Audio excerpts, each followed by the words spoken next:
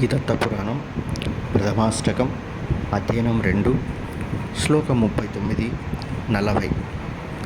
సిద్ధలాభ కాయ సంపత్త ధర్మనాభిఘాతనం దోషబీజక్షయే యోగాత్ కైవల్యస్య కా కథ.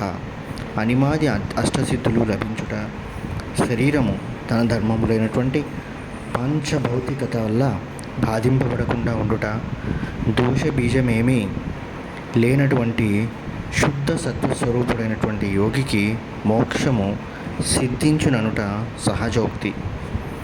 ఇది చక్షు స్రవాః ప్రాహనేదం దోష శృతేర్వరం అధాతో బ్రహ్మ జిజ్ఞాసేత్యుపక్రమ్య యథోస్య చ.